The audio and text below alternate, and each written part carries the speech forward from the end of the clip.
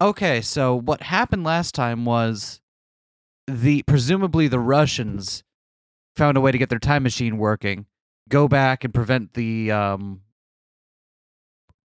Berlin Wall from falling in World War II. Yeah. And maintain the USSR all the way up through the present day.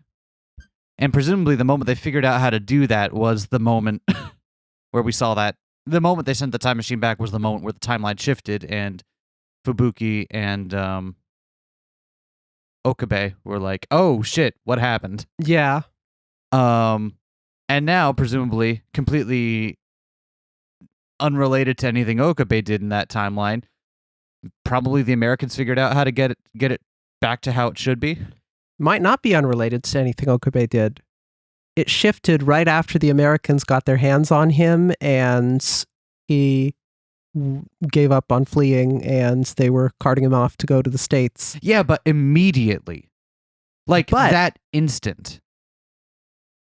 But it's time travel. So if they get their hands on him, then they can solve it solve the problem in the future once they finish interrogating him. So here's the thing, is that the timeline originally shifted when they sent the time machine back. Right? Because you're right, but also that means like at that moment, the time machine went back to go change something. In that case, was it Daru then that triggered that shift? Because it doesn't sound like the Americans had a functioning machine. I think you're right. I think it was probably Daru. Daru and Suzuha have figured it out. Yeah, they would have to either use the machine or figure out the time leap thing or something. Because if Suzuha was still there... Or Amadeus. Amadeus has Kurisu's thoughts and memories, and Kurisu figured out the time leap machine. So there's at least two different folks. Oh, and the Americans had Amadeus. So maybe the Americans could have. So it could be either the Americans or Daru, couldn't it? And yeah, you're right. What if the Americans have Amadeus? They've figured out how to make a time machine, but they don't have reading Steiner, so they're having trouble. Right, and they need Okabe so they can observe what's happening. Or some of the people with encephalitis cases. Yep. I wonder what happened to Fubuki during the original Steins Gate. I want to see a version of that where it just acknowledges the fact that Fubuki also has reading Steiner. Or maybe she only has reading Steiner on these specific world lines. Or that would be strange because it's meant to... Or maybe she only has it this strongly on these world lines. Yeah, it seems like the original time around, she probably just had a kind of bad week with some crappy nightmares and feeling off. Yep. And then everything got undone, so it didn't matter. But fair enough. Why am I trying to prevent my laptop from going to sleep? Yeah, I was wondering that. Mayuri was in front of me, and not in front of my laptop. I was in the lab in the room I knew well. There was no trace of Okinawa anywhere.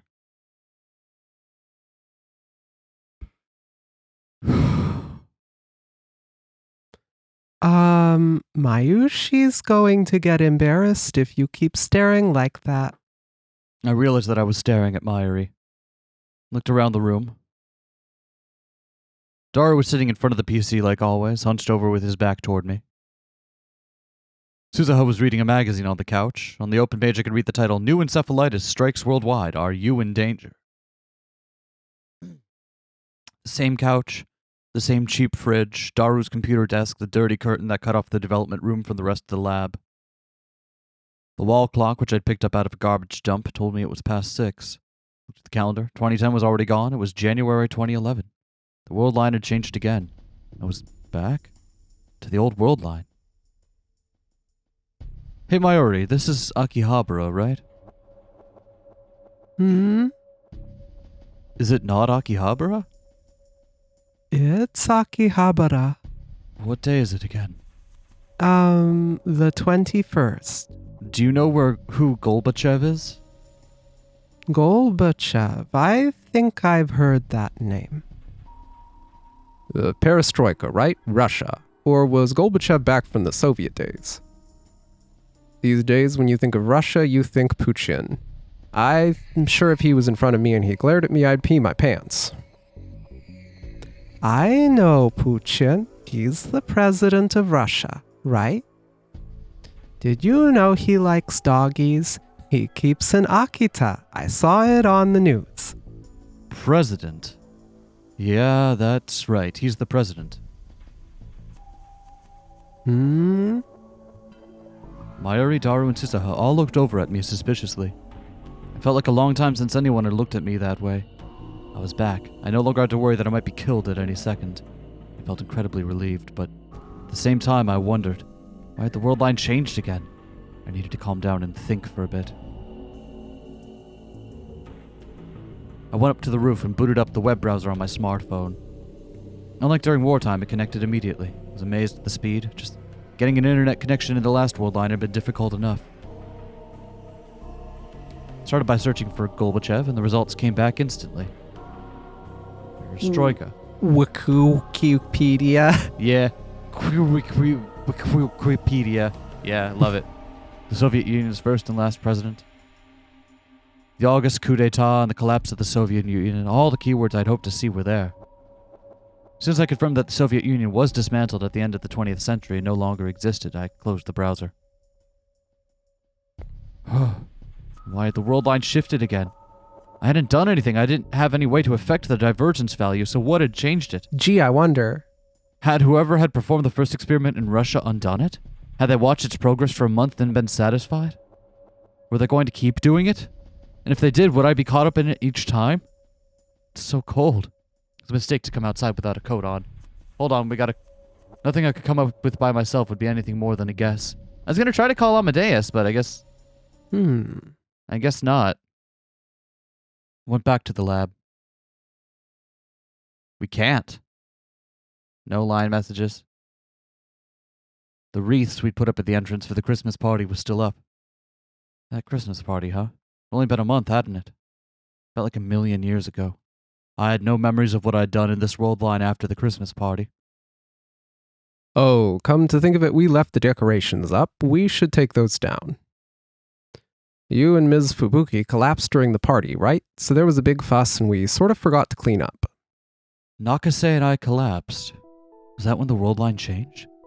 Everyone remembered that I'd collapsed at the Christmas party, which means I'd come back to the same world line as the one I'd been in before. If this was Russia's doing, it was terrifying to think they could control the world line to that degree. And there was one more thing. It worried me that Fubuki had collapsed, too. I stood there, lost in thought. Daru and Mayuri looked a little concerned. Oh, Karim. Where Susaha, over there in the corner, is like, glare. Yeah. Come to think of it, I was wondering how Nakase is doing. Quickly came up with an excuse. Fubuki is still in the hospital. In the hospital, even though it's been a month. She says she's fine, but they won't let her leave. I've heard that lately. Unless you were really, really sick, they wouldn't even let you stay in the hospital for very long. Is Fubuki sick with something? I still think she's got this, I guess. Susaha whispered as she held up the page of the magazine and she was reading. New encephalitis strikes worldwide. Are you in danger? The new encephalitis. I borrowed the magazine. They were talking about this last November. I'd seen a glimpse of it on the news. Outside of Japan, they'd seen almost 100 people, albeit with mild symptoms. In Japan, there were 10 people being kept at hospitals for examinations, or so it said. So it made its way to Japan. And one of those 10 was Fubuki then. Was it transmissible by air? We didn't catch it at the Christmas party, did we? I knew that getting nervous wouldn't help anything, but still I wondered. Hey, shouldn't you go to the hospital too, Okarin? You were in worse shape than she was, you know? Yeah, I'll think about it. I gave a half-hearted answer to Mayuri and turned back to the magazine. Strange symptoms being found all over the world, cause unknown. Sudden memory loss. Memories differ from those of the people around you. Losing all sense of the passage of time. Losing the ability to tell the difference between dreams and reality. And sometimes having waking dreams. The article was filled with things like that. This was just like reading Steiner. And it matched exactly with what Shimoyama had told me in the other world line.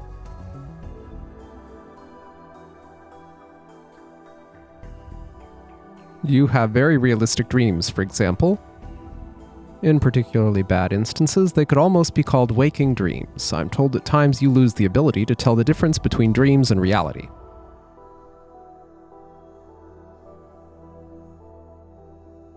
There are others who say they have very similar dreams, and not just one or two.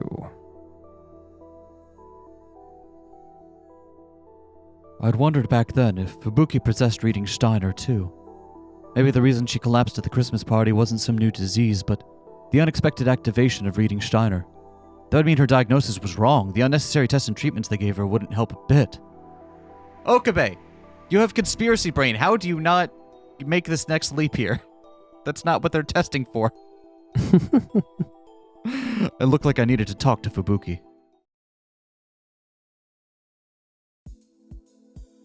I ended up going over that day. She was at a large general hospital with a medical student department located in Ochanomizu. It was close enough to Akihabara I could walk, and getting there was easy. Since she might get the wrong idea if I went alone, I encouraged Mayuri to come with me. Hoped it would look like I was only coming in as an afterthought. But it ended up being a bigger deal than I expected. They heard that Mayuri was going, Yuki and Kaede decided to come as well. Evidently, they'd all been to visit Fubuki several times before, and they knew exactly where she was located. They walked down the halls without hesitation. It was almost 8 when visiting hours ended, so we needed to hurry. But as we passed by a nurse's station, there was a minor commotion. A woman in her late 40s wearing a gray jersey was yelling at the doctors and nurses. Enough of this. When do I get to go home? We've told you. Only after you've been examined and gotten the treatment you needed. You aren't giving me any kind of treatment, and what was supposed to be a quick exam ended with me stuck here for a month. What am I supposed to do about my job? Calm down. There's still a lot we don't know about this disease. Without proper examination and treatment, it's dangerous. Liar. The TV said not to worry because it wasn't that bad. I've been watching Fox News. Okay, well that explains a whole lot. Also, we've told you before that it's only if you get the appropriate treatment. One of the nurses just told me you were dizzy. I just felt anemic because dinner was late. I'm just fine. Let me go home. The woman was about ready to grab the doctor by the throat. Several female nurses held her back, then dragged her off somewhere with reassuring words. That scared me. You think Fubuki is okay? The girls hurried even faster down the hallway. Fubuki was in a 4-person room at the very end of the hallway. We hesitantly peeked inside. Huh? That voice. We could hear moaning and coming from beyond the curtains surrounding Fubuki's bed. Mayuri went pale and hurriedly ripped them open. Fubuki?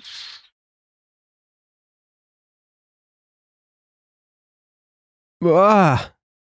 Fubuki made a strange noise and spun around as we came in. I looked closer and saw she was sitting on the bed with her legs crossed, watching a show on the LCD TV attached to it. Her eyes were red and swollen with tears, but given the fact that she had a stick of Pocky in her mouth, she was probably just crying over a soap opera. Oh, you guys came to see me. Fubuki wiped away her tears and welcomed us with her usual smile. You scared Mayushi. I thought you were crying. You really scared us. Sorry. Even as she apologized, she tossed another chocolate-coated stick into her mouth. Her hair was tied up and she was wearing some kind of headgear. First I thought it was just that she was too lazy to do her hair, but evidently not. There were cords coming out of the headgear that were attached to a belt around her waist. Were they monitoring her brainwaves? As unobtrusively as possible, I took a look at the other patients around the room. They were all wearing the same headgear. They said I have to keep this on until they detect a brainwave, and well... Oh, that makes sense. Hasn't happened yet. Yeah, I'll get there. Don't worry, Fubuki. We believe in you.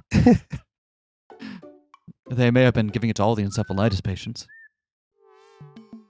Sorry to bring everybody over, Fubuki. Not at all. You're very welcome. And I didn't think Okarin would How come she blushes every time she thinks about Okabe? Come on, you're like the one established gay in this game. You could at least not fall for Okabe. Come on. Unfortunately, Science Adventure is harem games, so everybody has to be interested in Okabe, the protagonist. Yeah. That's life. That's life in this. Except for Daru. What? Except for Daru. No, Daru is a little bit, but they won't. Yeah, I was gonna say They won't let us play that one out. Yeah. Fubuki stared at me intently. She'd never done that before, so I started to wonder if there was something on my face. They said you collapsed like I did, so I got worried. How are you doing? Just fine. I really don't understand why they won't let me leave. Every day they just do exams, and there's nothing for me to do. I'm so bored. And you're not allowed to use your phone in the rooms. If I want to send a text, I have to go all the way to the lobby, and they turn off the lights at 9, so I can't watch the late night anime. I really just don't believe this. Her bed was surrounded by portable game consoles, magazines, a miniature DVD player, anything to stave off boredom. And given all the half-empty boxes of snacks, it was hard to believe the disease was as serious as they said on the news. Are you okay, Okarin? Yeah, I told Mayuri this, but I'm fine. I see. I'm glad. She seemed truly relieved, but she was still staring at me. Huh? And suddenly Kaede started to fidget. Not only that, she blushed, then glanced at me, and then almost started to cry. She was acting really weird.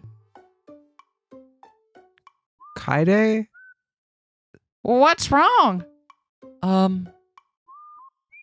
I see. Kaede started fidgeting even more when she realized that everyone was looking at her, but she had no choice but to go over and whisper something into Fubuki's ear. Huh? Fubuki! Shh! The other girls tried to quiet Fubuki down. This was a hospital, and there were other patients in the room. We couldn't make a fuss. But listen to this, everybody. Miss Kaede Kurushima here suspects me of secretly dating Okarin. Yeah, interrobang. Now it was our turn to keep from shouting in surprise. Where are you getting that from? As according to Mayuri, you were the one who wanted to come see Fubuki today, right? That is true. Another reason, but I couldn't say that. And Fubuki and Okarin were staring longingly at one another. We were not staring longingly at one another. She's like the... You know what a longing stare looks like. No, I don't. I would know if you gave me a longing stare, right? Oh, you mean those times you were just joking around? Why are we doing this to Fubuki? Never mind. I'm so sorry. That's not it. Fubuki tried to scratch her hair, but the headgear blocked her way and she gave up. I had this really realistic dream. Realistic dream, huh? I was startled. May have been what I wanted to find out. It was sometime this evening. I was kind of spacing out. There's just nothing to do around here. And then somehow, I don't really remember, but me and Okarin and Yuki were all taken somewhere in a car by these scary men. I was there too? Yeah.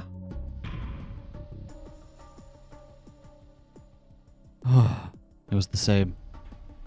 That meant Fubuki had experienced the same things I'd gone through in the other world line. And this evening we would have been the same time I was experiencing it. Peeked through the curtains to make sure that none of the hospital staff were around. Sorry guys, but can you leave me alone with Nakase for a bit? Huh? What? No way! It's not like that. Wasn't really sure how to handle that reaction. Is it something you don't want Mayushi and everyone else to know about? It's about her disease. Okay, I understand. Mayuri nodded and went outside the curtains. Mayuri probably has enough to figure out what's going on. Yeah, she's seen Okabe like this. She knows time travel is real. So I think that's enough for her to be like, and remember, she's very like emotionally intelligent. Like she's picking up on like, oh, you need to be alone with her because this is something about the time travel stuff. Got it. Let me get these two chuckleheads out of here. Come to think of it, that just gave me a great thought. Thought. Which science adventure characters would have been able to solve Umineko? And the answer is Mayushi would be the best candidate and she would solve it immediately. I think she would solve. I don't know if she'd solve the murders. I think she'd solve Beatrice. Yeah. Right. Because are we doing like the axis here, solving Beatrice versus solving the murders?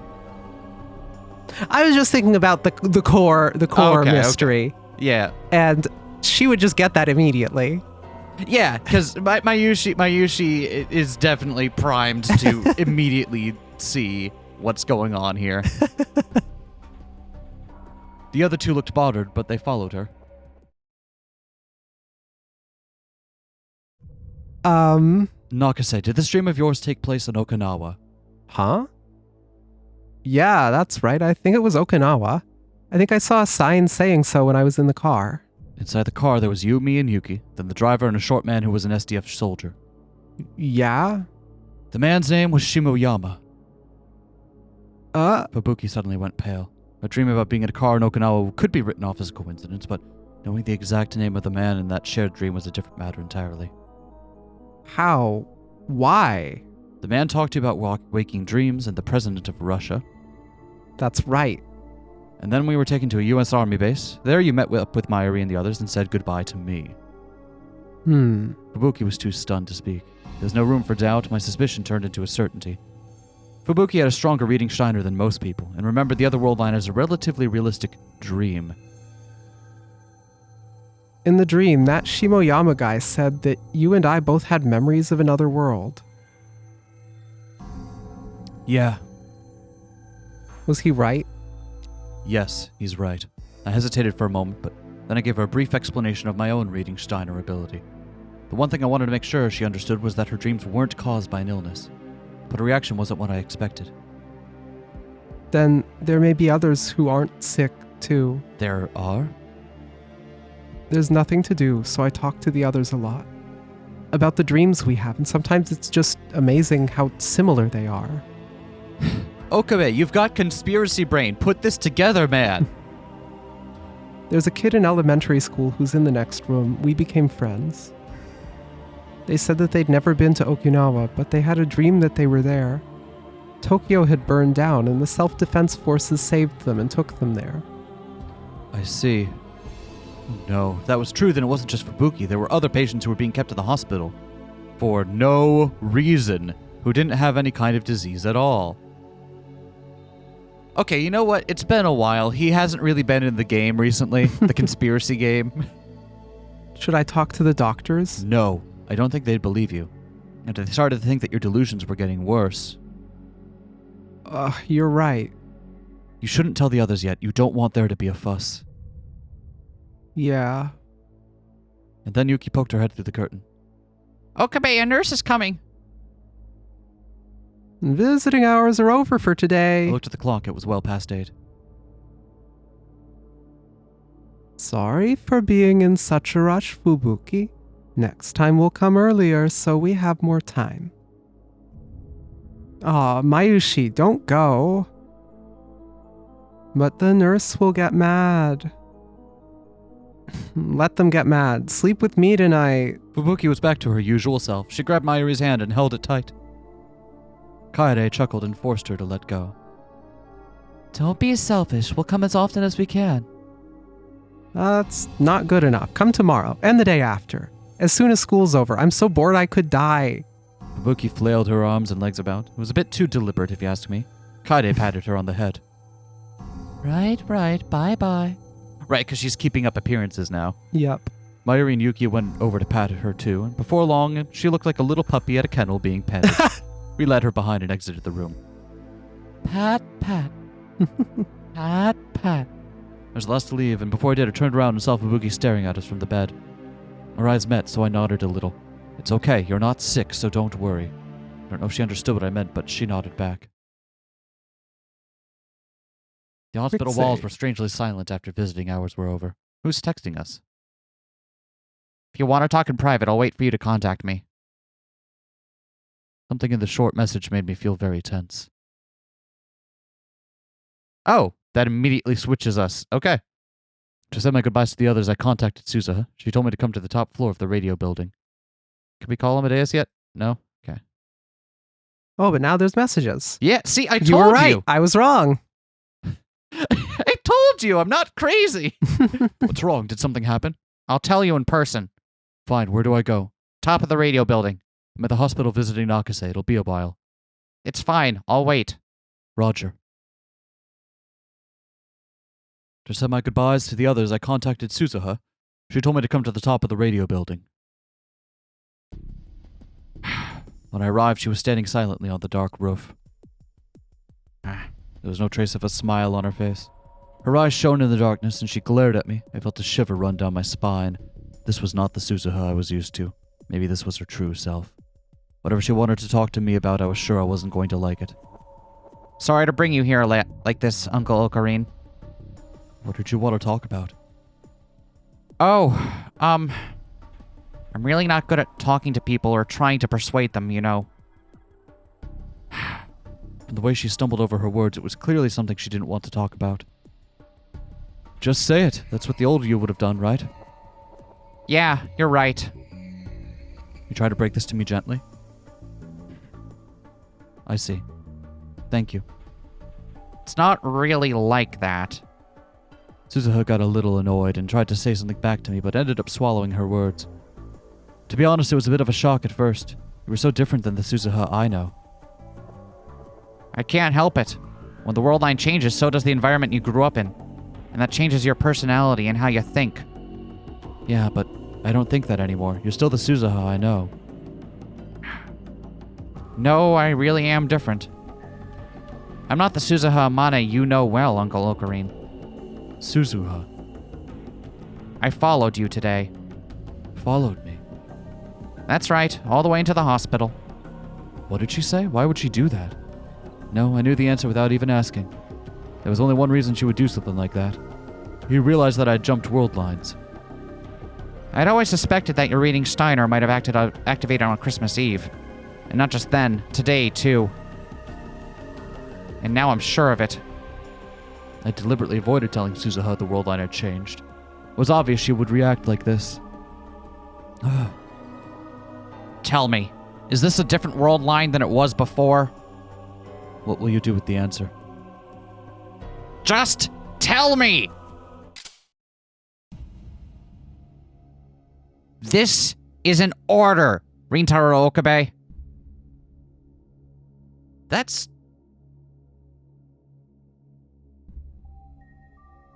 CG looks strange, doesn't it? No, I'm just looking at it weird. I don't know. It's a different art style than some of the other ones we've seen recently, which were done in a more like cutesy anime style, and this is done in a more not that style. Oh!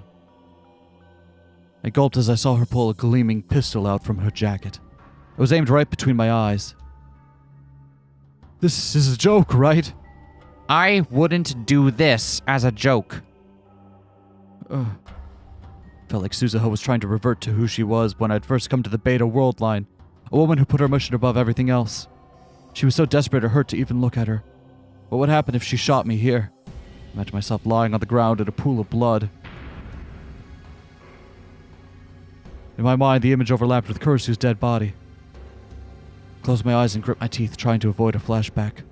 I'd spent the last month trying to escape to Okinawa in the middle of a war, but I still wasn't used to having a gun pointed right at me. I'll ask you one more time. Did the world line change? Is this a different world line than it was before? But Suzuha's hands were shaking a little as she held the gun. That would have been unimaginable when she'd first come here from the future. Maybe she was ashamed of it because she bit down on her teeth even harder.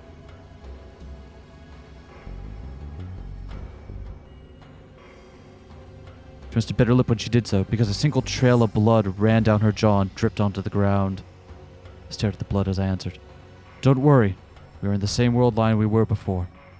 You're sure? Yes. It's true the world line moved once, but we came back. Think. Who was responsible? Russia? I think so. Which means they finally started experimenting with the time machine. I nodded. Then that means there's no time to waste. They keep experimenting, something will happen that can't be changed. It might close the path to Steins Gate. I'm a fool. I shouldn't have wasted time worrying. I'm done trying to get you to change your mind. What will you do? Rintaro Okabe, you're going to follow my orders. You're coming back to July 28th with me. And if I refuse? I won't let you refuse. Are you okay with that? What? Are you okay with erasing this world line? Shut up!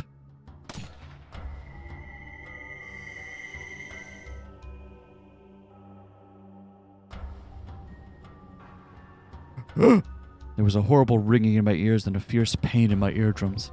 A second later, the smell of gunpowder passed by my face. She really shot at me. Next time, it won't be a threat. I will shoot you. She was glaring at me as if she was about to cry. We stared at each other in silence. I tried as hard as I could to come up with something to calm her down, but nothing came to me. Get in the time machine, Kyoma. Yeah! Nothing I could come up with would get her to change her mind. What should I do? Suzuha, Okarin, what are you doing? I suddenly heard Daru's voice. I turned and saw he just come out of the door near the stairs. Dad? How? I got a message from Mayushi and Amaneshi.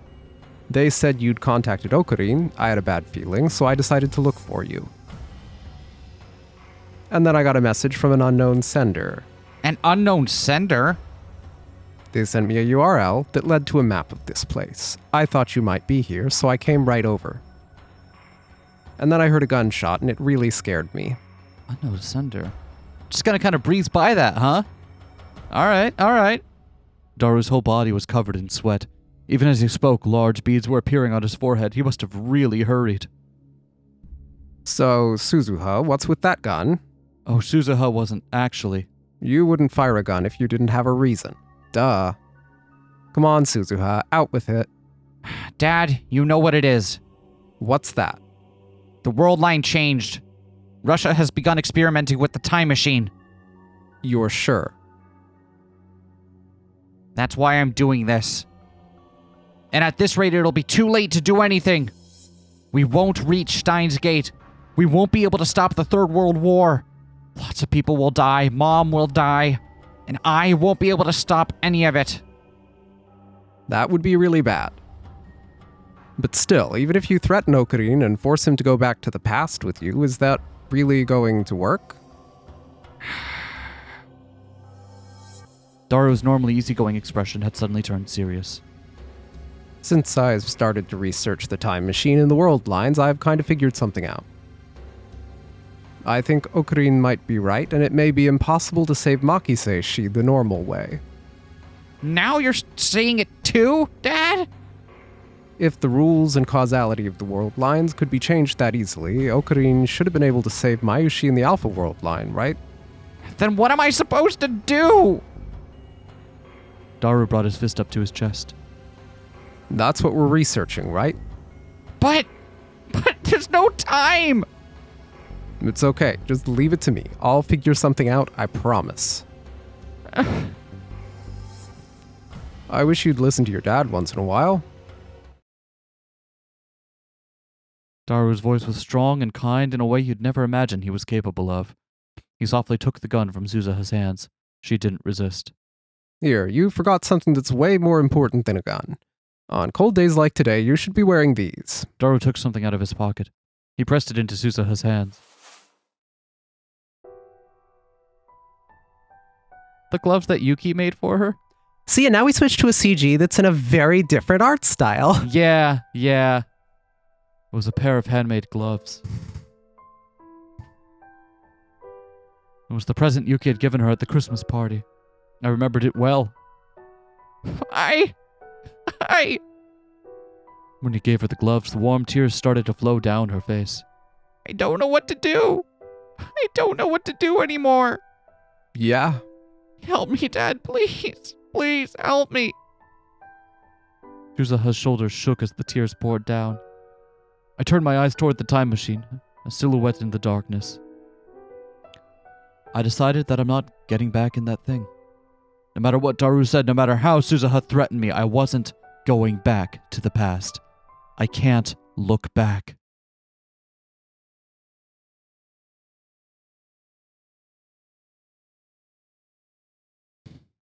The next thing she knew, Suzuha was inside the time machine, wrapped up in a blanket. She must have been crying a lot because she hadn't even noticed she'd come inside the time machine or that Rintaro had left. Her dad was next to her. He was also wrapped up in a blanket, and he was looking at her. Cozy Daru! Aw, cozy family. We need to get the whole cast wrapped up in blankets. Yeah. Have you calmed down? What time is it? She wiped away the tears as she asked. It's almost a new day. Sorry to keep you out this late. It's fine, it's fine. I told you before, you can always count on your dad. Yeah, The time machine's hatch was still open, and cold air was pouring in. Each time they spoke, they could see their breath turn white. The machine was still silent. They could use the life support system in the cockpit to keep out the cold, but she didn't want to waste the energy. She rubbed her cheeks with her glove-covered hands. The gloves Yuki gave her were very warm, and her hands were the one part of her that wasn't cold. You know, I think someday Okarin's gonna work with us. No, he's going to be our leader. Huh? Suzuha was a little surprised to see Tadaru speaking seriously. Normally all Itaru ever did was screw around. The Future Gadget Lab only exists because of Okarin. He's having a hard time right now, but he'll get over it. And then, Kyoma Hoin, the name order still throws me off, being different in this one, will revive. You know, the name Phoenix isn't just for show. And when that time comes, Okarin will probably get in the time machine himself, without needing you to tell him to. Suzuha realized that Itaru was trying to make her feel better. Suddenly, deep in her heart, she felt a little warmer. Dad, do you realize how embarrassing the things you're saying are? Ugh, yeah, you're right. No way I could say that in front of Okarin. I'm going to write a letter to Uncle Okarin before tomorrow. If I try to talk to him directly, I'll end up acting weird again. Acting weird. Yes, that's what you were doing. I mean, I can understand it. Acting weird just isn't the name for the action that would just transpired. You're watching your one chance to avert a world war slip away, and you don't know what else to do about it. Because you're one person, and this is the one thing this is the one way you know you can get out of it, but you don't know what else to do to make it happen. Yep. I'll tell him I'm sorry and that I'm going to keep fighting a little longer. So I want him to just think about it. But still, there's really not a lot of time left. Not a lot of time, because Russia's started their experiments? You see, the internal battery for the quantum computer that controls the time machine is just about to run out. Seriously? I told you before I used the time machine a lot starting in 1998 in order to look for Kagari. That wasn't part of the original plan. Of course, that meant I had to use the computer that controls the time machine more than I'd meant to. And that drained the battery. The battery's actually closer to running out than the fuel. It'll be hard to make the machine jump the way it's supposed to. If it's just a battery, can we swap it or recharge it? No. Can I take a little look at it? Suzuha nodded and pointed to a piece at the core of the machine. Itaru leaned his huge body forward to take a look, but soon gave out a moan of confusion. What is this thing? The battery was the same size as a car's, but it was the product of 2036's technology, and Itaru lived in the year 2010. There was probably no way he could understand it. From Itaru's perspective, he might as well have been a black box of unknown technology. A quick look wouldn't tell him anything about how it was built or how it would work. That was one reason why Suzuha had agreed to let him look at it. I don't think you can do anything with 2010's technology. It's basically the same as a disposable battery. You can't charge it and you can't swap it out. Can you replace it with a battery or generator from this time? Suzuha shook her head helplessly. I tried that a long time ago, but it didn't work. I asked Big Sis Rumi to get me a car battery, one of the big ones they use in trucks. I hooked it up and it didn't last a second. What did you just say? I tried a gas-powered generator and that didn't work either. I can't even imagine how much gasoline you'd need. And we can't fit that much gas inside the machine anyway. Big Sis Rumi went through a lot of trouble to get me one of the latest fuel cell batteries. But even that wasn't good enough. Future tech is amazing. All that power in something this small. Itaru was staring in amazement at the futuristic battery. If only we could use garbage as fuel, like in that one science fiction movie. So, how long is it going to last? Probably 1 or 2 more jumps at most. That's all? And even while the machine's shut down, it's still calculating gravity fields and positional coordinates constantly. Even if we don't jump, the battery will eventually run out. See, it's compensating for the movement. Okay. We've got another 6 months of battery at most before we lose the ability to do an accurate jump. So that's all the time we have to save Kurisu Makise. Suzuha grabbed onto Itaro's back and took a deep breath. It was squishy, and it felt good. What happens if the battery runs out and we can't control the machine?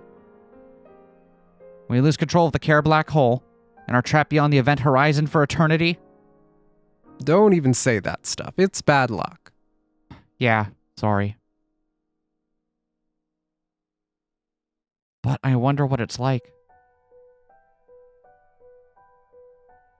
I wonder if it's calm and quiet like this. It just stays that way for eternity. Maybe that wouldn't be so bad. No, I think you get spaghettified. That was one of my childhood fears. What? Wait, what? You know, black holes. No, I know what spaghettification is. How is that a childhood fear? It's a normal Were childhood you playing fear. around black holes? Hell no. I was terrified of them. Of course I'd give them a wide berth.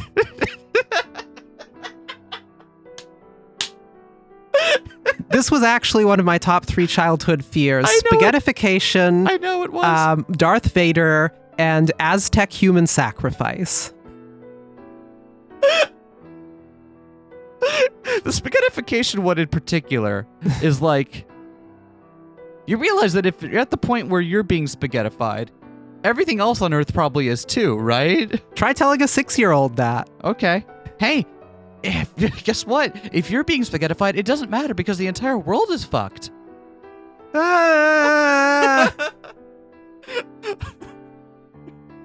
That's how it would go. Yeah, you're right. As she clung to her father's warm back, Suzuha started to feel very sleepy. If she let her guard down for a moment, she was sure to fall asleep. She'd been trained to fight it on the battlefield, but this wasn't the battlefield, and she was exhausted from crying. Maybe it wouldn't be so bad to let herself sleep once in a while.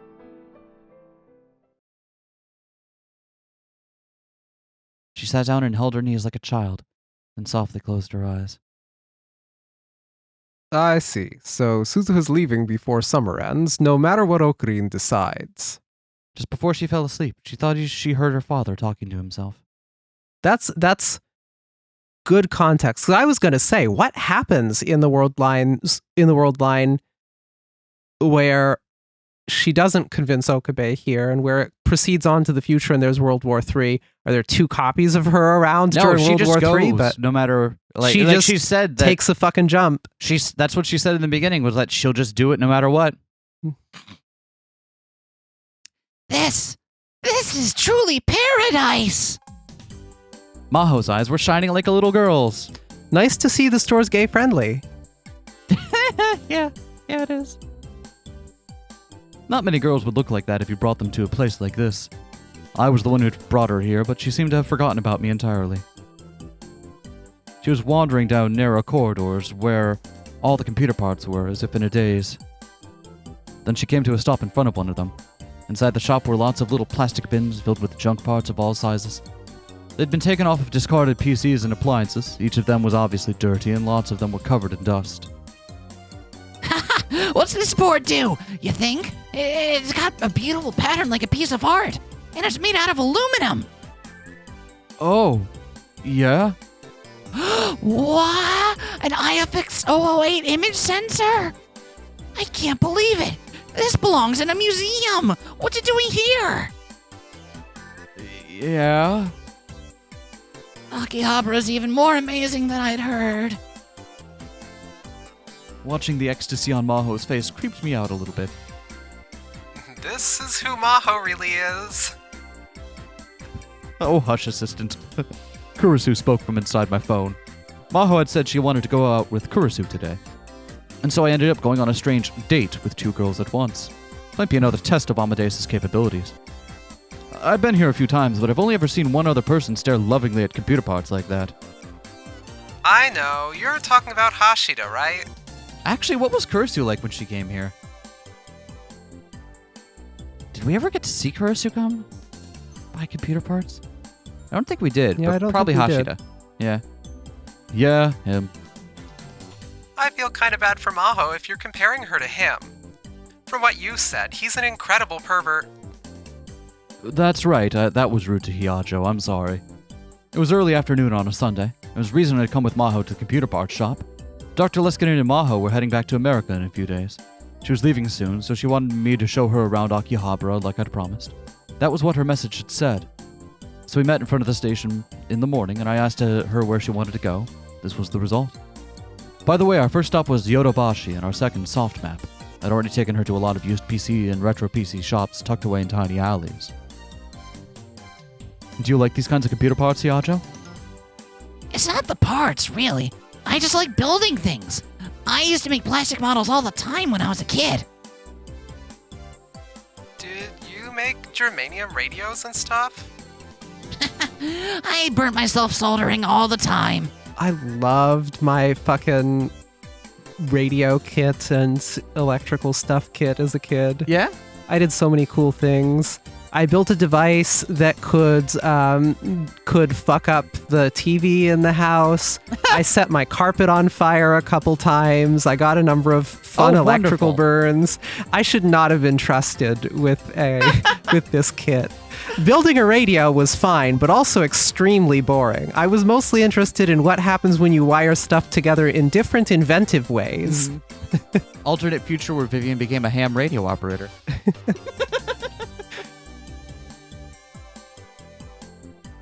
You jest, but No, I wasn't. If you were to get into radios, that would be how. ham radio is legitimately pretty cool. Yeah, It's I just- wasn't saying it wasn't. I don't like talking to people that I don't know. That's true. So You could do like pirate radio broadcast stuff. hell yeah. There you go. Pirate techno station. That's what Pirate techno from the bathroom. That's what if I ever get fired and lose my job, we're moving out to the woods and I'm starting a ham radio pirate techno station. No one's stopping you from doing this right now. This could be your Saturday night techno stream again. Streaming on the old streaming platform known as radio. I guess everyone needs the same way, aren't they? Probably not everyone, but actually I'd assume that it was a minority of people who soldered in their homes growing up. Wow, I could stare at this stuff forever. Why didn't I come sooner, I wonder? I felt like she was never going to leave unless I dragged her out. I finally managed to succeed in getting her away from the part shop by telling her it was time to eat. We went out to the main road. This area was close to the station, so it was especially crowded.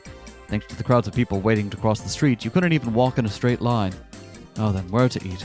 My first idea was make Queen Neon Square plus Neon Squared, but after the way she reacted last time, it was probably best to avoid it. Still, Sampo wasn't a good choice for someone new to Akihabara. Gansen or maybe Kichinjiro. Go-Go Curry would work too. Just stood there thinking. Oh. Huh? Maho stopped moving in front of the arcade directly ahead of us. Oh. Evidently, she was looking at the crane games on the first floor. Can we take a little look inside? I nodded. Ha ha! Get ready, suckers, it's Maho time! Maho walked up to the crane game and pressed her face against the glass like a little kid. Inside the glass were characters from @channel memes, all of different sizes. I see Upas. And a bunch of cow emoji faces. Yep. The trans. Wow. Well, it's what it is. Who's this character? Do we recognize that? I don't recognize that one. I don't know if that's meant to be someone in particular, but it's... I see not Sega logo hidden in that machine. Yep, not Sega. After playing a little bit of Chaos Head, I know that like they will sometimes just slip other characters in there. So because Saber shows up in like literally Saber shows up at Chaos Head. So just taking a look, making sure. Maybe Maho was a secret @channeler like Kurisu. They were pretty close, so it was possible. I leaned over to Maho and whispered a magic spell into her ear. Nolpo. Huh? I just confused her. What? What's a no? What? No, nothing. Forget it. Huh? What's that, Kurisu? You've got something you want to say? Kurisu was glaring cold daggers at me from inside the smartphone, but I decided to ignore it. Yeah, Joe, do you want that stuffed animal? Haha, yeah, it's cute, isn't it, Kurisu? Maho! What? Why you look so flustered? It's nothing. What was that, assistant? A little surprised, honestly. You just said you liked computer parts, so I figured your taste would be more boyish. Okabe, you need to learn some tact. Say something romantic, like the gap between my expectations and your reality is really cute. Sorry. It's fine, really. Actually, Kurisu had one of these stuffed animals in her bedroom. Oh, did she? Maho! Tell me more. I'm suddenly fascinated. Did she buy it off of the internet and have it shipped to America? Does it really matter? I guess you could tell she's a secret channeler. What's an @channeler? Never heard of it. Uh-huh. Nulpo.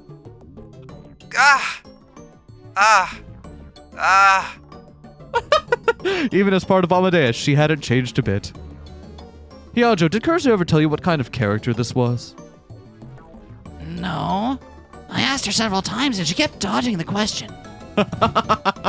Oh, I'm sure. So I always kind of wondered. Do you know Okabe? Well... Okabe! A chill ran down my spine as I heard the angry voice from the smartphone. I don't actually know. I see. Sheesh. I defended your honor, Kurisu. You'd better be grateful. Can I give it a try? Maho took her wallet out of her pocket and put a 100-yen coin into the machine. You move this arm back and forth to grab this stuffed animal, right? Have you never done this before? Maho only ever plays racing games. That is true. That's right. Hold on. Maho nodded and pushed the control button, managing to move the arm directly over her target. She smiled, satisfied. Look at her, like... Pathetic. I'm glad to finally see this CG because I saw a very good Photoshop of it, but I didn't know what it was from. Oh, really? What was the Photoshop of it? The Photoshop was all of the cute stuffed animals were replaced with Leskinen heads.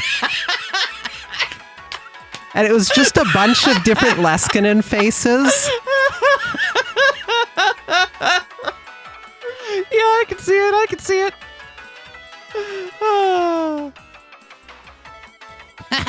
All your Leskinen are belong to me or something.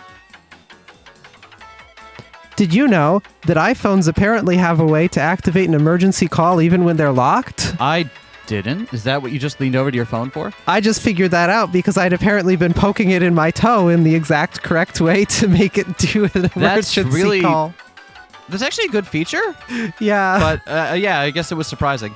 Yeah, especially because I don't know how I would do it on purpose if I needed that feature. Fair enough. But I guess I know how to do it by accident. It's simple. Now you just wait for the arm to automatically grab it, right? Oh, well, normally, yes. Huh? The arm went straight for the doll, but the angle was slightly off and didn't grab it right. That doesn't make sense! What just happened?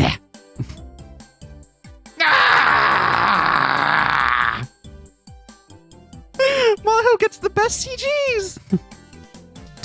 I told you when we started. Best girl. This is what happens your first time. Maho gave it several more attempts, but didn't seem to get the hang of it. She groaned and took her last 300 yen to the back of the arcade. She walked over to a game with a red and white two-tone Formula 1 car on the side of the cabinet. She slid inside, still angry. Remember, that one was a CG racing game based off of real circuits. Okabe. Yes? Hello? What is it? Now's your chance to show your manliness. My manliness. My manliness? Get that stuffed animal that Maho couldn't, I mean. Oh, okay, I see. Then give it to Maho. Was that what she was trying to say? Manliness aside, after seeing how badly she wanted it, I did want to try and help her. Took some coins out of my pocket and checked how much money I was carrying. Okay, it's been a little while, but let's try this. Honestly, I'm not very good at these games either. And so I was sure I could do better than Maho. Might as well give it a try.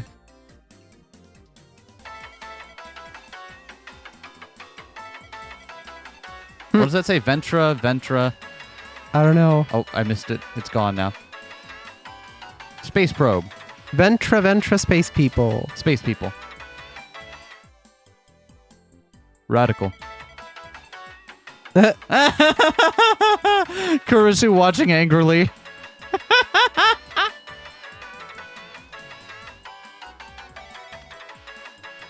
No!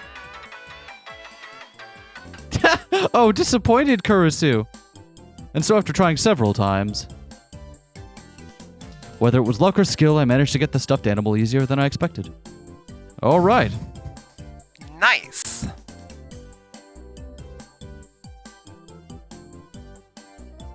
I stuffed it into a bag and went back to the racing game Maho was playing. For some reason, there was a crowd of about 10 people around it. Come on, give us Maho Racing CG. Yeah. Wow, who is that girl? Don't ask me. Is she in elementary school? I can't believe how good she is. Think she'll set a new record? The crowd was whispering to one another. All of them seemed to be amazed. Almost as good as that one middle school kid that comes in and plays fighting games. I made my way into the crowd and looked at the screen. The game Maho was playing was one of those where you'd had to clear each stage in a set time or else it would be game over. With each race, the course got more and more difficult, and she was placing first every time with ease. As the crowd watched in awe, she finally made it to the end of the last stage, well ahead of the other racers. And she'd set a new record. She had a satisfied smile on her face as she looked at the flashy congratulations graphic on the ending screen. Then she noticed the crowd around her and her body jerked. Congratulations! You've set the record for our store. Huh? Ah! An arcade employee walked over to Maho and started to clap. Then the crowd started to clap as well. Oh! Maho's face went beet red. I should probably help her. I pushed my way through the crowd and grabbed her hand to pull her up. Let's go. Oh, yeah. I'd never seen her this obedient before. We made our way through the hustle and bustle and finally got out of the arcade. Maho sighed in relief. Oh, hey, Kurisu's still there. Hello, Kurisu. Just there? Just wanted to say hi. Oh, that was careless of me. What was? I got mad. I got serious. Because of this? I handed her the bag with my prize in it. What? She opened the bag and took out the stuffed animal. This? You got it? Oh, I got lucky. You can have it as a present. Oh, really? It won't do me any good. Really? Okay, I'll take it then. Only 'cause you don't want it. Maho hugged the doll tight to her chest with the innocent smile of a child. Seeing how happy she was made me happy too. After Kurisu died, her mom showed me a lot of the things she left behind. But, this was something that Kurisu really loved. Her mom kept it in her own bedroom. If you didn't know what it was, that it was from Ad Channel meme, it was actually pretty cute. See her keeping it as a memory of her daughter. And after what happened to Kurisu's house, I'm sure it burned up as well. Oh. Maho. So, can I give this to her mom in America? Of course, if you think she'll like it, that's what would be best. Thank you. Aww. Okay, what next? Any place you want to go see? Well, I guess you wouldn't be interested in anime or game stores. Kurisu, I'm sorry, but can you leave me alone with Okabe for a little while? Maho, you finally decided to be honest with yourself. Okabe, don't screw this up. Okay. Huh? What? Good luck, Maho. Bye. What? Oh, there it goes. Hyajo? There is one more place I want to go. Oh, yeah? Where is it? Someplace she didn't want Kurisu knowing about? You can guess where, right? The smile was gone from Maho's face. She looked like she'd come to some kind of decision, and then I realized where she wanted to go. Take me to the radio building. The radio building. And she wanted me to take her there. I understood immediately, because that was where Kurisu Makise had died.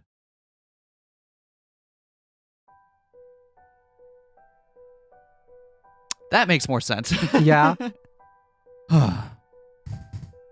I'd gone up to the roof several times since then. The time machine was there, and Suzuha and Daru would go up once in a while to do maintenance. A few days ago, Suzuha had called me out there and pointed a gun to my face, but even so, I'd never been to that storeroom on the 8th floor where it had happened. I couldn't bring myself to do it. Just remembering that what happened was enough to cause a severe flashback. There's no way I could visit the site of her death. Are you okay? You look really pale. Are you thinking about Kurisu? Yeah, I guess so. Don't have to come with me if it's going to be hard for you. I'll go by myself. But her face was colorless. Going there had to be hard on her as well, but even so, she was trying to come to grips with Kurisu's death. I wanted to help her remember our friend. The radio building was going to be renovated. There wasn't a lot of time. No, I'll go with you. Half the shops had already been moved to another building to make way for the renovation. But many of the shops on the 7th floor were still open. Is that Sarah from Bloodtune in the background? Could be. No, it's not the right colors.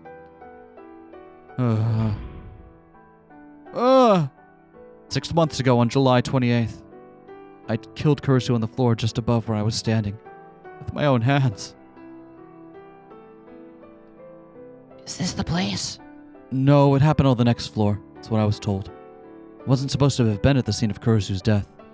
I'd already asked Mayuri and Daru not to tell anyone. What's upstairs? An event hall, some storerooms and stuff. Can we go up there? It should be off limits right now, but the rope that had always blocked off the way to the 8th floor wasn't there today. I could hear loud voices and laughter from above. Since it was a day off, there must have been some kind of event going on upstairs. It's like it's okay. Maho headed up the stairs first. I slowly dragged myself up the stairs. We passed by the event hall and took into the back. Looked like there was no one around. Nothing had changed in 6 months. This is it. There were no lights on, and the place seemed dark and lonely.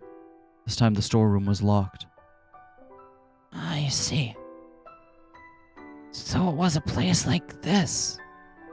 I could see her lips trembling as she whispered. It seemed strange. This was the place where Kurisu had died, covered in blood, and yet nearby the rest of the world continued on like it didn't care. And now I'd come back, even though this was where the one I had loved died. It's frustrating. I'm not a physicist, so I don't know all there is to know about relativity theory, but space and time are essentially the same thing, then why can't we move through time as easily as we can move through space? Spatially, we're on the exact same axis as Kurisu's death, but that tiny little gap on the temporal axis means there's nothing we can do about it. You asked Amadeus Kurisu, an interesting question before. Whether it was possible to create a time machine. Yeah. I'd love it if you could look into it. I'd volunteer for the first man test. I couldn't tell from the tone of her voice if she was serious or joking. She laughed sadly. Time machines are real, you know, and there's one right above us. But what'd she do if I told her that? Would she blame me for giving up on saving Kurisu and say she'd go back to the past herself? Okabe, can you tell me about how Kurisu died? I don't know the details. I don't really know myself. Didn't I tell you that before?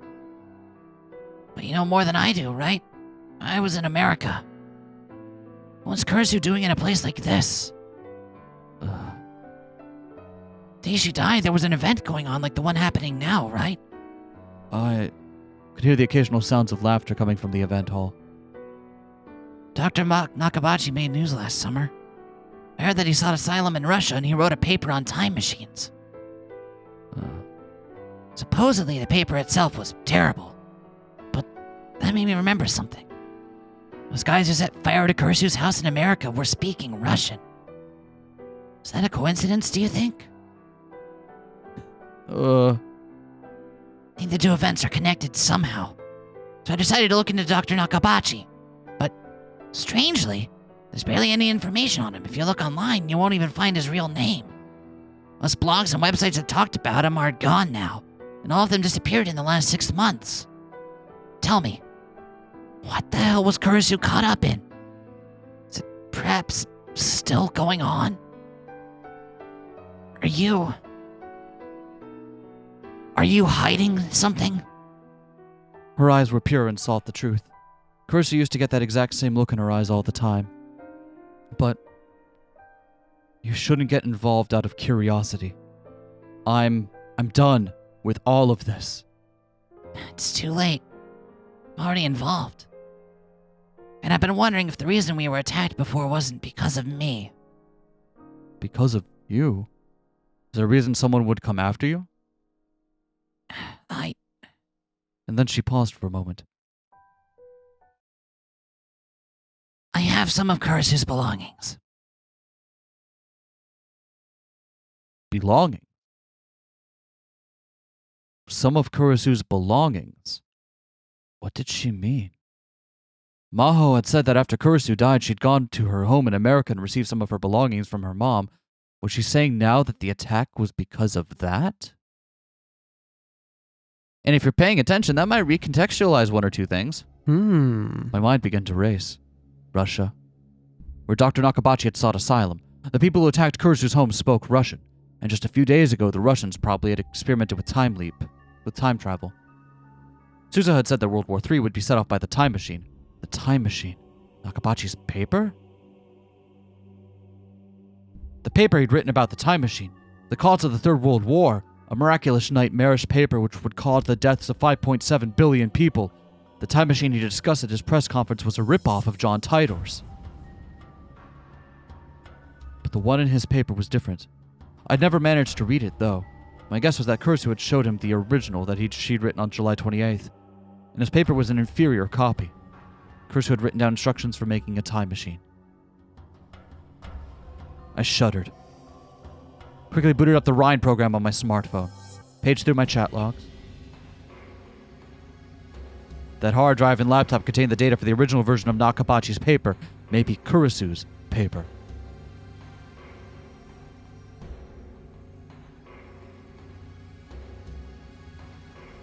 Kurisu's laptop and hard drive, which were given to Daru, the person who gave them to him. I looked at Maho. She looked back at me without smiling. And she nodded. Yeah, that was me. From Maho's perspective, there were too many things about Kurisu's death that didn't make sense. Maybe that was why she decided to look into why Kurisu was killed. Of course, she'd assumed there were hints hidden inside her laptop and hard drive, but if my hypothesis was right, that laptop was too dangerous to be allowed to exist. It was Pandora's box with the power to unleash the Third World War. Why didn't you tell me? At first, I didn't know that you and Hashida were friends. It was really just a coincidence that I gave it to him. Seemed to me like you were hiding something about Kurisu. Do you really think I'd tell you everything? Wasn't that I didn't trust you, but thought it'd be best to be cautious when it came to Kurisu. Yeah, you were right about that. Was letting me test Amadeus part of your plot? Don't call it a plot. You were Kurisu's friend, and I just wanted to know more about you. To find Kurisu's secrets? I wanted to know more about her. She glared right back as if challenging me. Has Daru cracked it yet? Not yet. That's why I wanted to talk to you before I headed back to America. So that's why she'd brought me here. I needed to call Daru right now. Should we call Daru? I guess. Yeah, let's call Daru right now. Let's do it.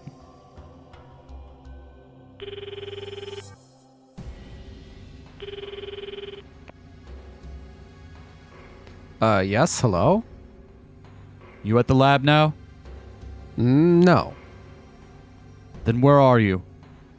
At home, fapping to H games. What's up?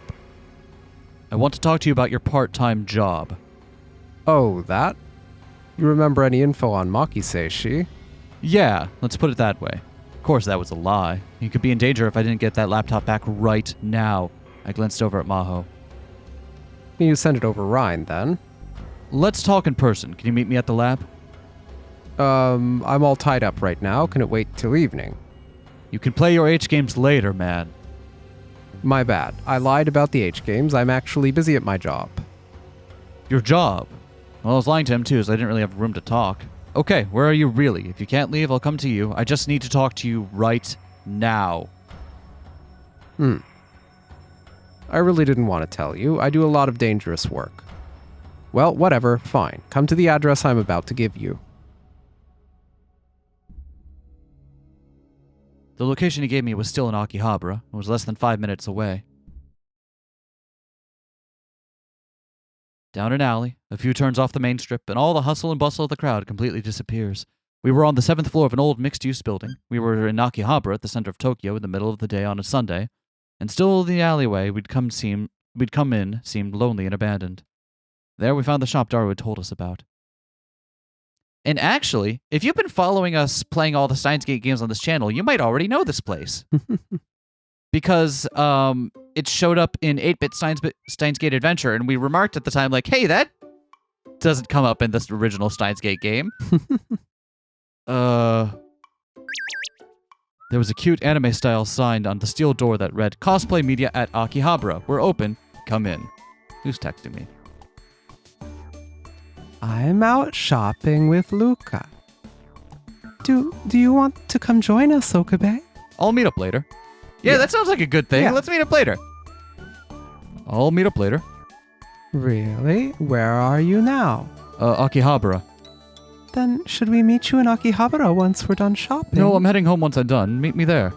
Don't come to Akihabara under any circumstances. Why? Because I say so. Just wait for me. But if I don't contact you by evening, give up and go home. Got it? What happened? I'm fine. Don't worry. Okay, if you say so, Karin. We'll wait until evening. See you later, okay? Can we call him Amadeus right now? Do you want to try? Yeah, let's try. We can't.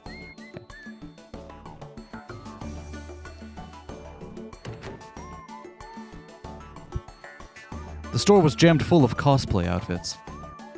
The wall near the entrance held the new arrivals corner and popular cosplay sections, as well as cosplay wigs, ribbons, jewelry, and props. The other wall held the used outfit section and a shoe section stocked with socks, school shoes, heels, and boots. Even further back, you could see rows of school swimsuits and competition swimming outfits. Like the place sold mainly to girls, but this clearly wasn't a location where women would feel comfortable. The other tenants in the building were all shady shops with names like Drops of the Spirit God Incorporated, Space Radio Receiver Sales, and Flower Petal Video Project. Ever been here before? No, last time we met was in a different building. Wasn't much better than this one, though. Do you recognize any of the... Oh, wait, hold on! I recognize one of those! Yeah? This one right here. Yeah? That's, from Kill la Kill. Huh. Yeah, what's her name? It's not... Do you mean, Mako? Yeah! It's got the right hair, the right outfit, the right colors, and everything. I think that's Mako from Kill la Kill. Might be. It looks like it. When did that come out? Think of it. Early 2010s? Oh, so it might be anachronous. Never mind. No, this came out in like 2015, didn't it? Well, I mean, for the time period. Oh, for the time period. Yeah, Yeah. it would be if it was in there. I see. Felt like I'd seen Daru's dark side. The shop was completely silent. No customers other than us. There was a thin man with a long hair at the counter who looked like he worked there, but didn't even raise his head from his magazine when we came in. To be honest, ever since I'd entered, I'd worried that someone would think I was up to something illegal. Anybody who saw me would think I was a pervert taking a middle school girl to a cosplay shop. Hey, Okarin, over here. Daru appeared from the back of the shop. There'd been no sign of him a second ago. Wait, Mahotan's with you too, huh? Would you stop calling me Mahotan? Why? It's cute. feel like I'm being insulted. Forget that. Where did you come from, Daru? Man at the counter hadn't said anything, which meant they knew he was here. Come with me. Daru headed to the back of the store. One of the rows of hanger racks holding idol cosplay outfits was pulled forward, and behind it I could see a curtain. Past the curtain was a tiny space that led to a door marked staff only. The hanger rack hadn't been moved. I had no idea this was here. Like an old ninja mansion. Behind the door was a cramped office. All right, let's take a look around. Wow, I love this. Daru's secret apartment where he has affairs, but it's just... It's just with other 2D girls. Is that Evangelion? But in a swimsuit? Is it? She's got the hair things. Could be. Or is that a bow? I don't know. Yeah. Trying to see if I recognize any of these. Again, after seeing Saber and Chaos, that I'm. Oh, we saw this particular thing back at the arcade they were at. Yeah, that was one of the things in the crane game on the left, wasn't it? Yeah.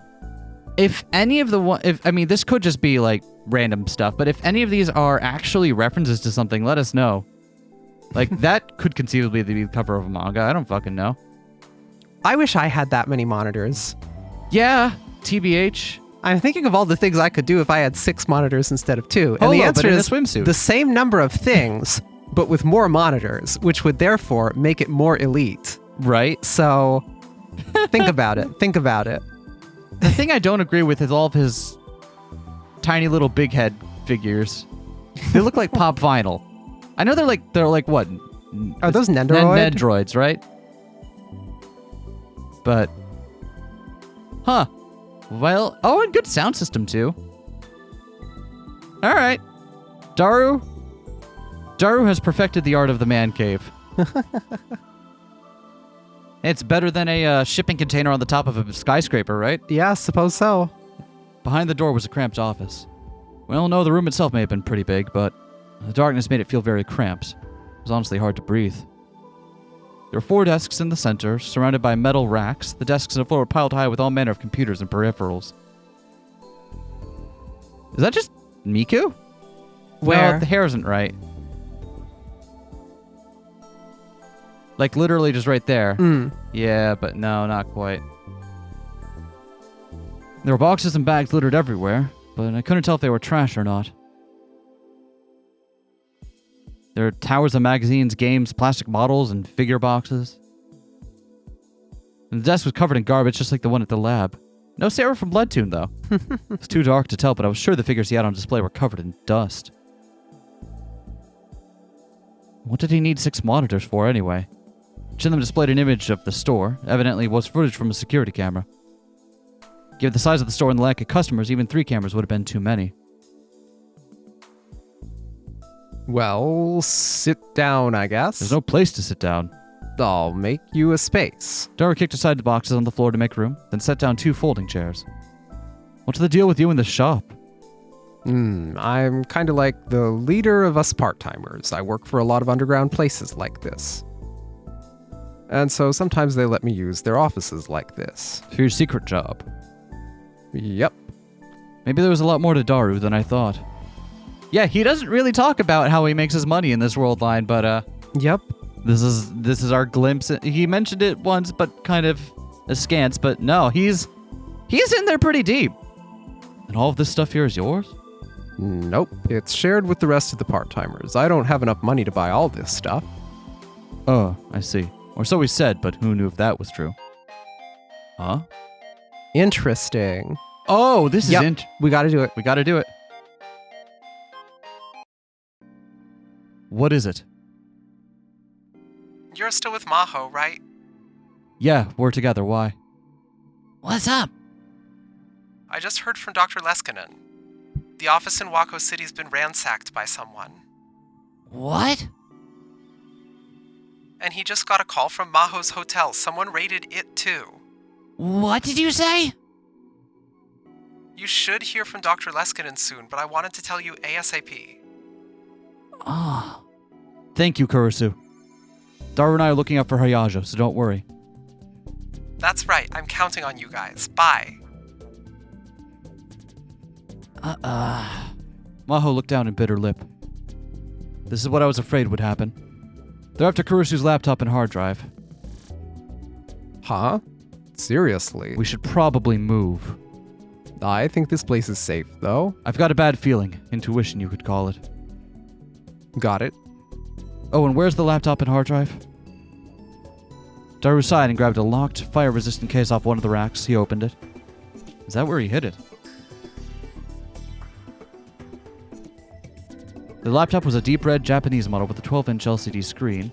Hard drive was American, from a brand known for equipping its drives with a shock-resistant rubber case. Let's take it and get out of here. Both Maho and Daru nodded silently.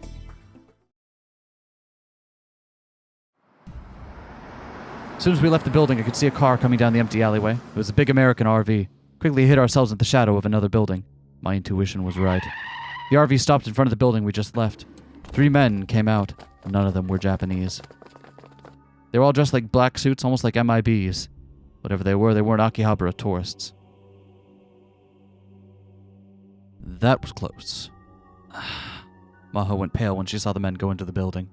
Seemed to be shaking a little, too. This is like the movie. I can't believe it's real. How'd they find out about that place, though? You're sure you didn't screw up somehow, Daru? But who do you think I am? A super hacker, right? Hacker. Right. I make sure I don't get caught. Either that or Hyajo and I were tailed. Don't scare me. They raided your office and hotel room in Wako City. I'm sure they've been watching you this whole time. All right. Maho seemed to suddenly remember something. Took out her smartphone and made a call. Need to contact the professor. You should tell him to hide somewhere for today. If we meet up with him, it could put him in danger. Maho nodded.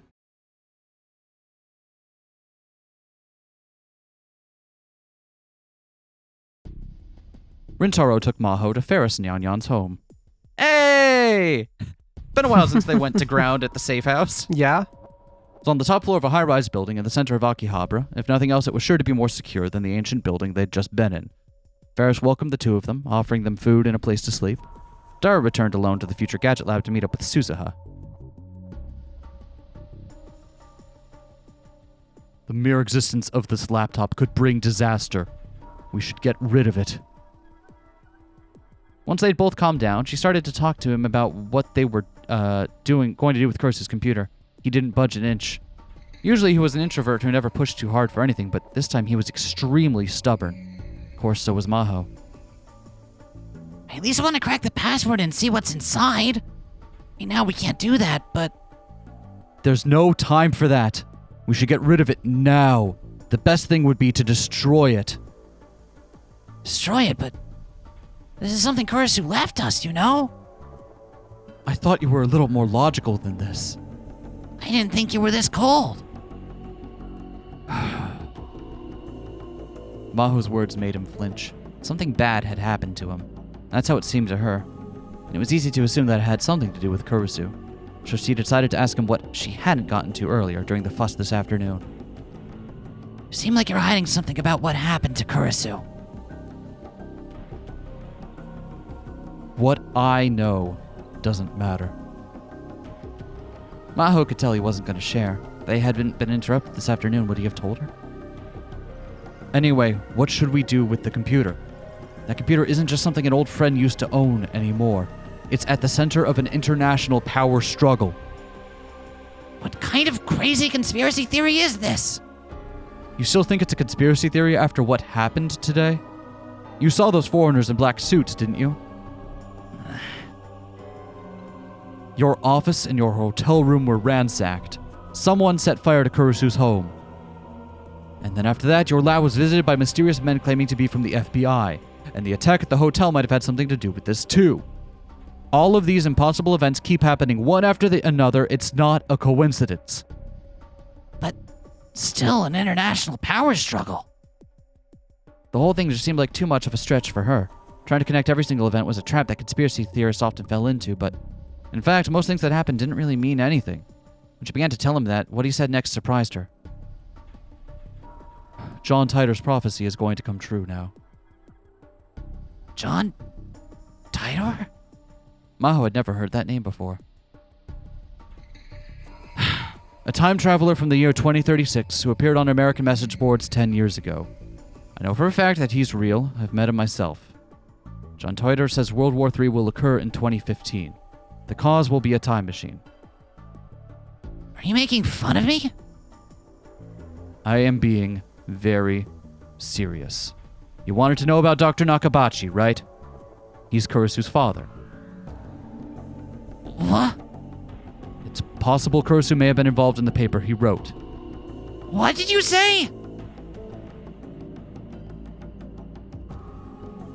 Maho had read Dr. Nakabachi's paper out of curiosity. Last summer, he'd proudly announced his paper on time travel to the entire world just before fleeing to Russia. The paper itself, however, was so poorly written it was of no value whatsoever. She couldn't believe that Kurisu might have been involved in writing it.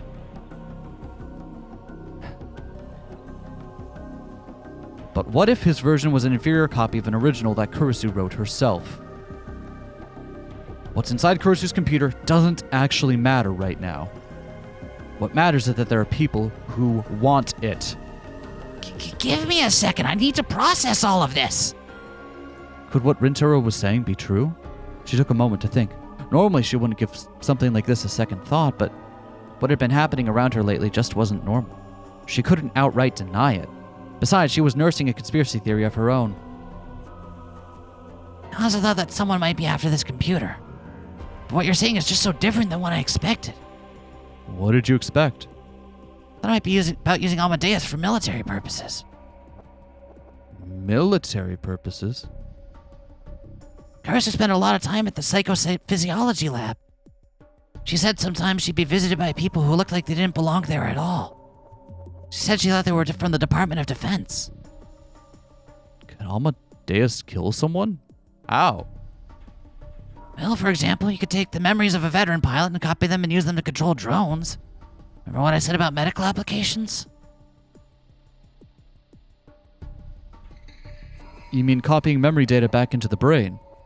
Yeah. You could alter memory data and send it back to the brain. You could make soldiers who didn't feel fear, or could carry out any kind of unethical mission without hesitation. My thought was that Kurisu had found proof they were running experiments like that. Ugh.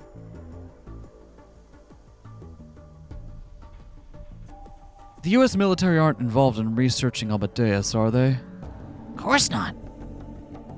Are you sure? You're just a scientist. You're not the head of the project. Dr. Leskinen wouldn't let the military get involved either. You're right. All that happened in another worldline. Worldline? What are you talking about? No, forget it. I'm overthinking things. He hadn't seemed like he really meant that. And that really bothered her. She wanted to hear more about John Titor, but he didn't tell her anything else. Since she couldn't crack the security on Kurisu's laptop and hard drive, it did Maho no good to carry them. And just like Rintaro said, those attackers scared her. So she decided she had no choice but to give them to him. He didn't tell her whether he was going to destroy them or not.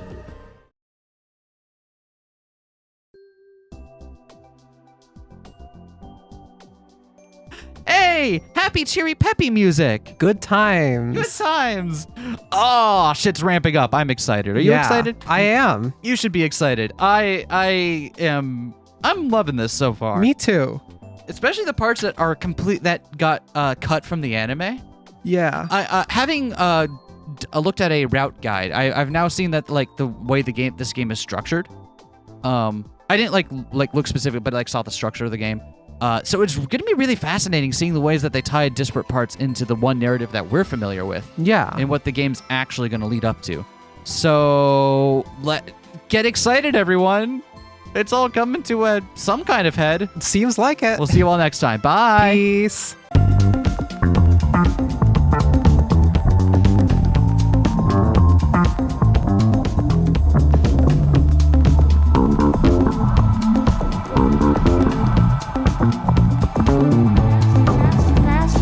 Smash that like, comment and subscribe.